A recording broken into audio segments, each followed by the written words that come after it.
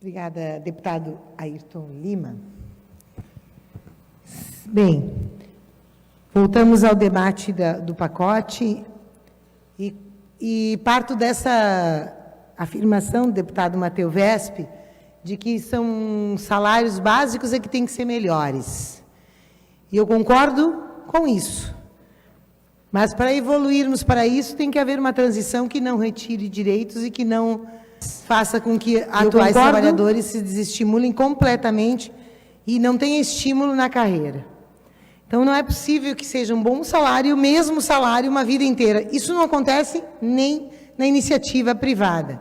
Mesmo na iniciativa privada, servidores da iniciativa privada vão tendo abono, vão tendo melhorias, vão tendo reconhecimento pela sua qualificação progressiva e pela experiência, porque experiência muda tudo. Nós sabemos o que significa um médico experiente, um inexperiente no início da sua carreira, um médico com 20 anos de carreira, com 15, com 20, o que significa um professor, um engenheiro. Aprende-se muito, deputado Ayrton Lima, com a prática.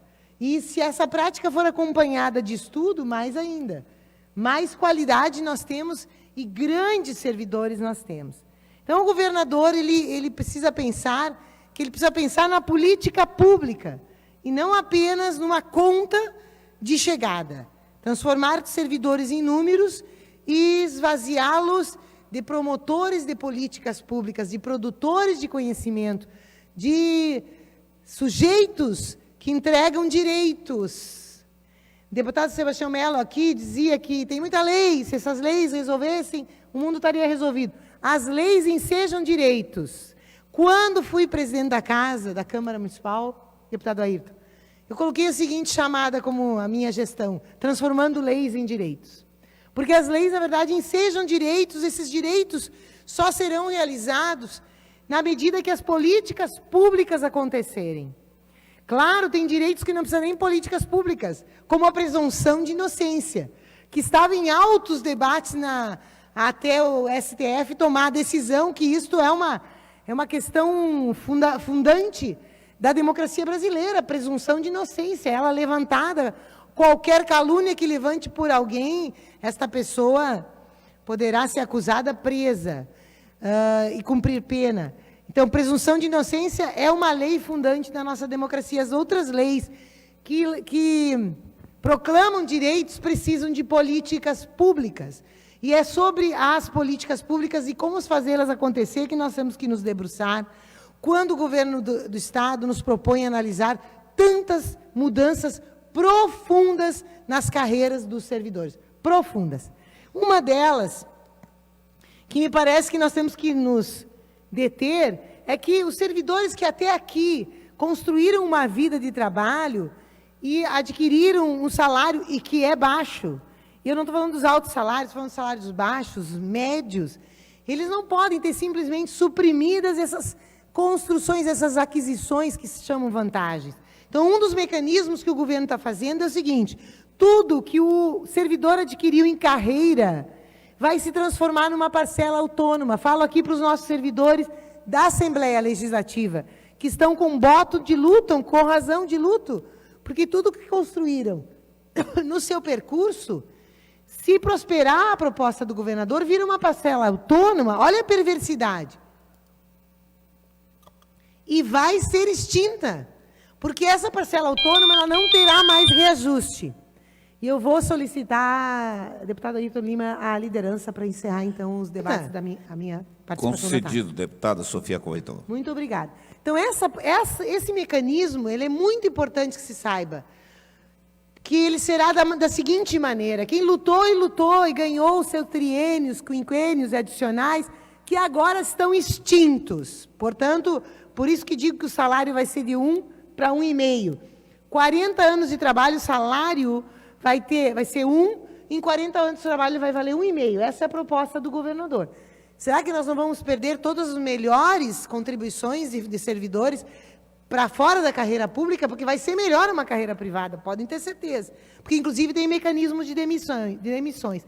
E para trás, para os atuais que lutaram até agora, se eles tiverem alguma reajuste no seu básico, que vai ser um básico grande, será retirado daquela parcela autônoma.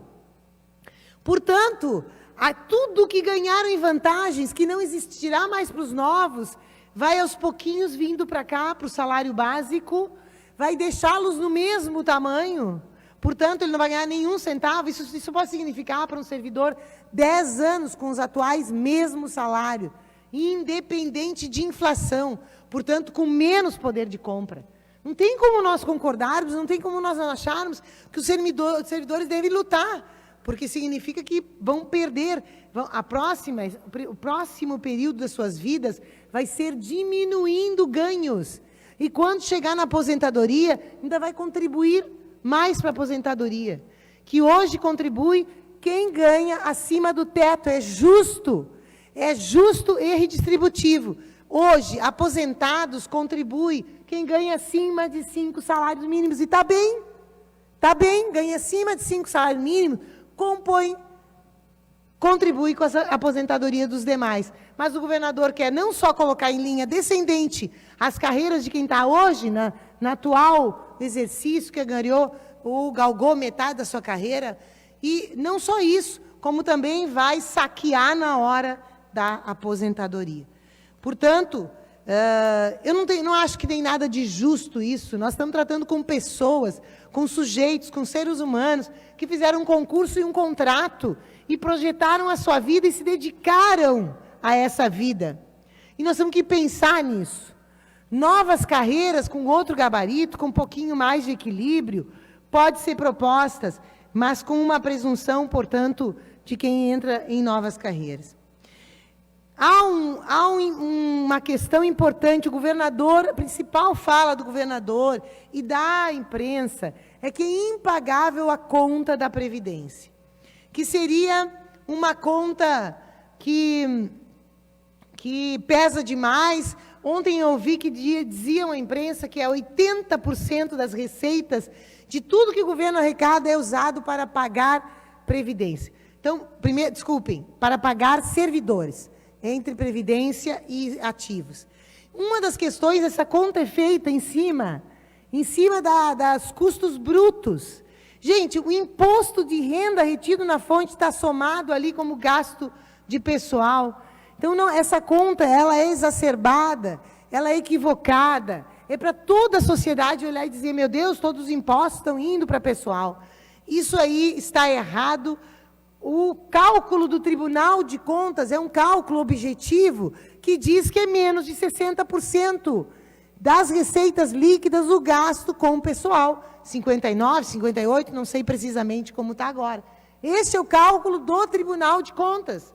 Então, a mídia reproduz e diz que é 80%, ora, com 80% é o colapso, com 60% não é. Vai ser por isso que o governador consegue sinalizar com 55 milhões para a Assembleia Legislativa fazer emendas, porque não é verdade. E o governador fala, na verdade, sobre esse tema da Previdência, ele fala que é mito. Nós não gostaríamos, né, Wilson? Nossa assessoria, que se aceitasse esse termo mito, porque mito não é uma mentira, não é uma falsa verdade. Mito é uma história, uma estrutura de linguagem figurativa para explicar sistemas complexos que a humanidade utilizou e que é muito utilizado em filosofia, enfim, ainda para compreender o mundo. Pois o governador, ele diz que é mentira. Um dos temas é que o déficit previdenciário seria decrescente. Ainda não é decrescente, mas logo será decrescente. E por que será decrescente? Porque em 2011 foi criado um novo fundo de previdência. Então, quem entrou depois de 2011, é só até 2011, quem entrou no serviço público até 2011, que nós temos no caixa para pagar a aposentadoria. Pois isso será e entrará em decréscimo. Por que não se pensa uma fonte de recursos para pagar esta previdência especificamente? Porque a partir de 2011 já está solucionado, equacionado, tem um fundo de previdência. Então, tem que pensar os recursos para uma conta que é finita. Esta conta da Previdência, ela é finita, ela já teve um marco. Foi no governo Tarso, foi em 2011. Acabou. A partir dali é fundo. Quando as pessoas se aposentarem, irão para o fundo. Ora, mas tem outro motivo pelo qual a gente acredita que ela é decrescente. Porque aumentou muito, exacerbadamente, os contratos temporários. Todos que trabalharam hoje trabalham. E na educação é 31% e será mais. Eles contribuem com o INSS, eles não serão peso para a Previdência do Estado do Rio Grande do Sul. 31% dos trabalhadores da educação. E é possível, portanto, que com muito menos tempo o peso da Previdência seja menor. Mas o governador, ele quer aumentar imediatamente o custo da Previdência. Deputado Ayrton, eu vou encerrar.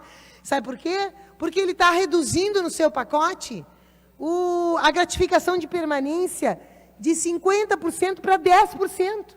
Então, os trabalhadores já estão se aposentando em larga escala por causa da reforma de Bolsonaro, perversa da Previdência, que, inclusive, não garante os ganhos que as pessoas ganharam ao exercer funções gratificadas, etc., como direções de escola. Mas, se o governador diminuir o auxílio permanência, ele vai jogar mais pessoas na aposentadoria. Ele vai ter menos servidores entregando direitos, construindo direitos e mais servidores aposentados. Esse não é um mecanismo inteligente de gestão se ele diz que o déficit da Previdência é muito alto. Mantenha o auxílio permanência. Esse custo é um custo baixo para a manutenção de servidores qualificados, experientes, qualificados no tempo, e que custarão muito mais, porque terão que ser substituídos na ativa, porque estão indo para a aposentadoria. Então, não está bem, não é solução para nada, não é. O governo já disse muitas vezes que queria aumentar imposto para solucionar, queria não sei o quê, assinar a responsabilidade fiscal para solucionar, não quer solucionar. O pacote não soluciona, governador, governe, pare de viajar e pare de viajar nos vários sentidos. No período das comunicações.